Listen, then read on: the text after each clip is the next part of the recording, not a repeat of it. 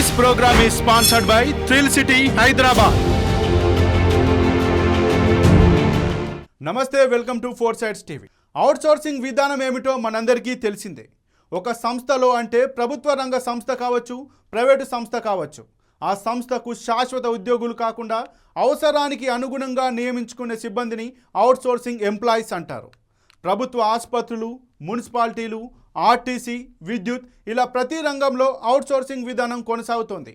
మరి ఈ విధానం ప్రపంచంలో మొదటిసారిగా ఎప్పుడు ప్రారంభమైంది, ఎక్కడ ప్రారంభమైంది, ఇప్పుడు తెలుసుకుందాం.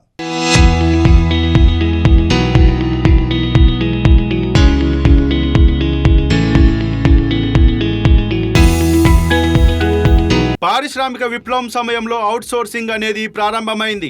1970లలో కూడా పెద్ద కంపెనీలు పూర్తిగా స్వయం సమృద్ధి సాధించలేదు.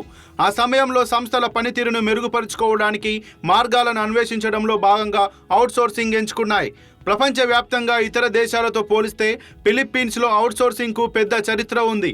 ప్రస్తుతం ఆ దేశం ప్రపంచంలో ప్రముఖ అవుట్సోర్సింగ్ హబ్గా ఎదిగింది.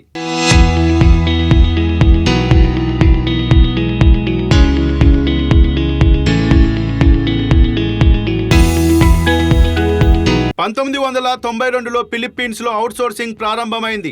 1995లో ఆ దేశంలో ఫిలిప్పీన్ ఎకనామిక్ జోన్ అథారిటీ మొదలైంది. ఇది దేశంలోని కొన్ని ప్రాంతాల్లో తమ వ్యాపార కార్యకలాపాలను సులభతరం చేయడంలో, విదేశీ పెట్టుబడిదారులకు సహాయం చేయడంపై ఏజెన్సీ దృష్టి సారిస్తుంది. ఇక 1997లో సైక్స్ ఆసియా ఫిలిప్పీన్స్లో మొదటి మల్టీనేషనల్ బీపీఓ కంపెనీగా స్థిరపడింది. 1999లో మల్టీనేషనల్ మేనేజ్మెంట్ కన్సల్టింగ్ కంపెనీ మాజీ ఉద్యోగులు జిమ్ ఫ్రాంకే మరియు డెరెక్ హోలీ ఈ టెలికాలర్ స్థాపించారు.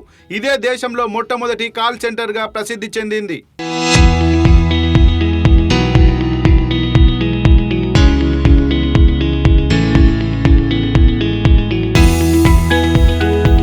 వీటి స్థాపన తర్వాత 2000వ సంవత్సరంలో దేశ జీడిపిలో మొత్తం 0.075% బీపీఓ పరిశ్రమ ద్వారా లభించింది. ఆ తర్వాత 2005 నాటికి ఫిలిప్పీన్స్ బీపీఓ పరిశ్రమ మార్కెట్ వాటా 3% చేరింది.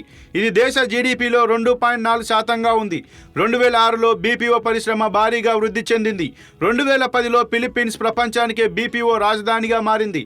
కాల్ సెంటర్లలో ఏకంగా 5,25,000 మంది ఏజెంట్లు పనిచేస్తున్నారు. 2012లో బీపీఓ ఆదాయం 5.4%కి పెరిగింది.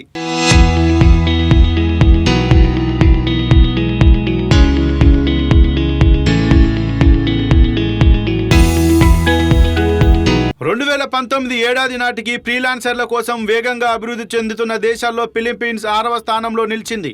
2022వ సంవత్సరంలో IT business process management market global market షేర్లో 13% కలిగి ఉంది. దీని ఆదాయం దాదాపు $30 బిలియన్. కరోనా మహమ్మారి కారణంగా ప్రపంచంలోని చాలా దేశాలు ఆర్థిక సంక్షోభాన్ని ఎదుర్కోవాల్సి వచ్చింది. ఫిలిప్పీన్ బీపీఓ పరిశ్రమ మాత్రం స్థిరమైన వృద్ధి సాగిస్తూనే తమ కార్యకలాపాలను విస్తరించడానికి విదేశీ పెట్టుబడిదారులను ఆకర్షిస్తూనే ఉంది. అవుట్సోర్సింగ్ విషయంలో ఇండియాకు ఫిలిప్పీన్స్ గట్టి పోటీ ఇవ్వడానికి ప్రయత్నిస్తోంది. దీనికి ప్రధాన కారణం టైం జోన్ మాత్రమే కాకుండా అక్కడి ప్రజలు ఇంగ్లీష్లో మనకంటే మరింత ప్రావీణ్యం ఉండడం కూడా అని తెలుస్తోంది. ఫిలిప్పీన్స్ చాలా కాలం పాటు బ్రిటిష్ కాలనీగా ఉండటం కూడా ఒక అడ్వాంటేజ్ అని చెప్పవచ్చు.